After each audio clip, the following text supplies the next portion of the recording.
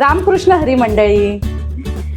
तर एकादशी असो वा कोणताही उपवास, उपवासाच्या ताटात एक पदार्थ मात्र हमखास असतो, जो लहानांपासून मोठ्यांपर्यंत सर्वांना आवडतो. आणि तो पदार्थ म्हणजे खमंग कुरकुरीत असा साबुदाणा वडा.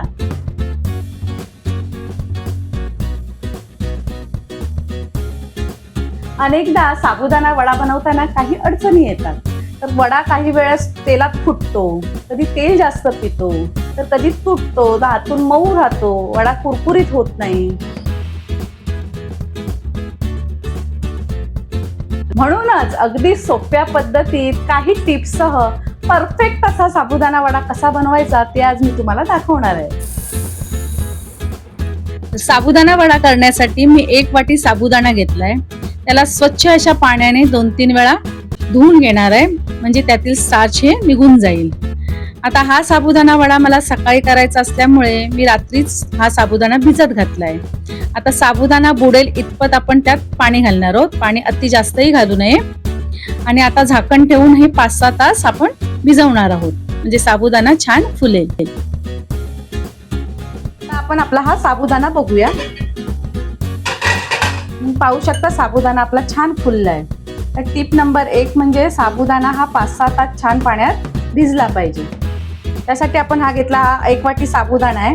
त्याला ही अर्धी वाटी आपण शेंगदाणे घेतलेत, 4 हे मध्यम आकाराचे बटाटे घेतलेत, 4 मिरच्या घेतलेत, थोडं जिरं आणि मीठ, आपण चवीनुसार मीठ घेणार आहोत. आणि हे तेल आहे.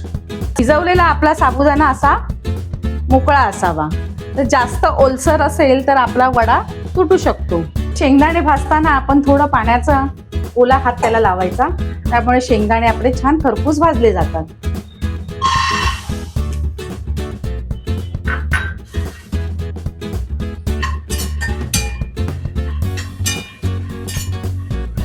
आपले शेंगदाणे भाजतायत तोपर्यंत आपण हे बटाटे सोलून घेऊया.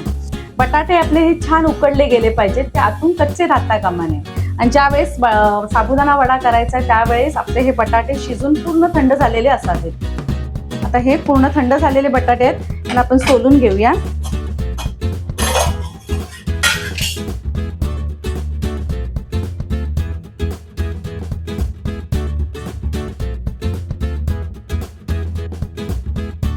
आपले बटाटे सोलून झालेत आणि शेंगदाणेही छान आपले असे खमंग भाजून गेले. शेंगदाणे आपण ताटात काढूया.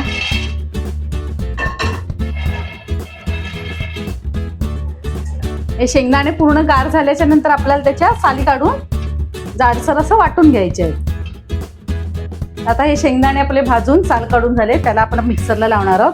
ते आपण आता साधारण असे जाडसरच ठेवायचंय, जास्त बारीक करायचं नाही. असे शेंगदाणे आपण साधारण जाडसर असेच वाटले. वडा खाताना जर दाताखाली आले तर ते छान लागतं. हे बटाटे आपण या साबुदाण्यात कुस्करून घेणार आहोत.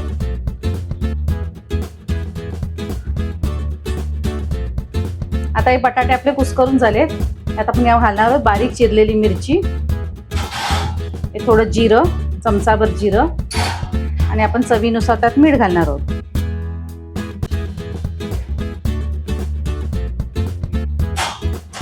आता हे सगळं मिश्रण आपण एकत्र करणार आहोत.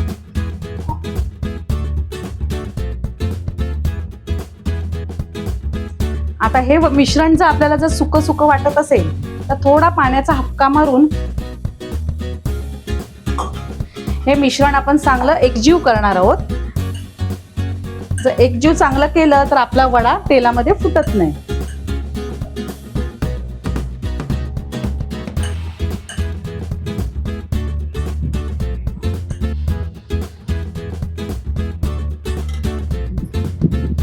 आता ह्यात आपण शेंगदाण्याचं कूट घालणार आहोत.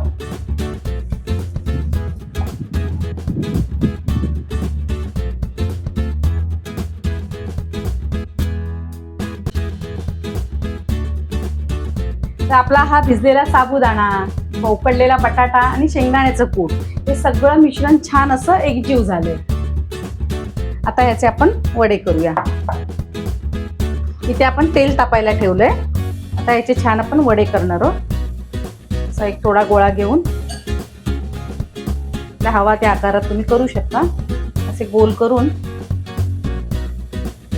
असे छान गोल करून त्यांना थोडासा दाबणार आहोत. दाबल्यामुळे तो वडा आतूनही छान शेकला जातो.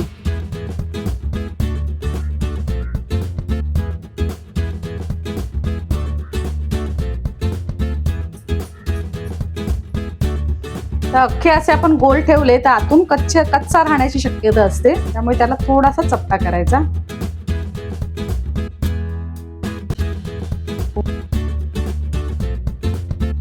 वडा करताना असा छान असा दाबून घ्यावा. आतमध्ये पोकळ राहिला तो फुटू शकतो. असा छान दाबून मग त्याला असा चपटा करावा.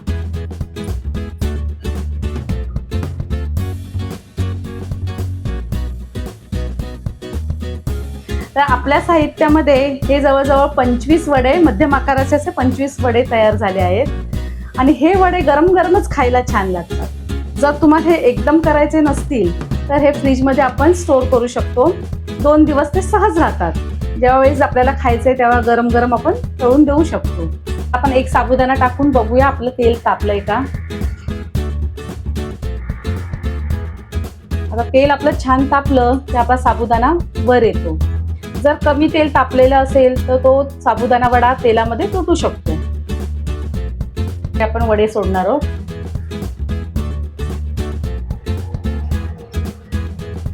एका वेळेस जास्त वडे सोडू नये. तर हे 4च वडे आपण सोडणार आहोत. कारण ते वडे हे तेलामध्ये फुलतात, त्यामुळे जर त्यांना चांगली जागा मिळाली नाही तर वडा फुटू शकतो. म्हणून जास्त प्रमाणात वडे तेलात टाकू नये. वडा एक साईडने छान शेकला की आपण त्याला परतणार आहोत.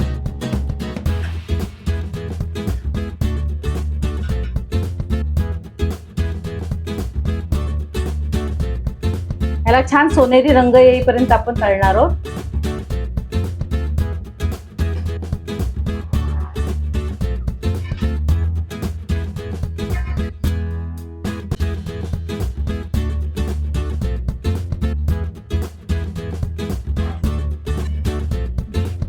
बघा हे आपले वडे असे छान न फुटता आपले छान तळून झाले.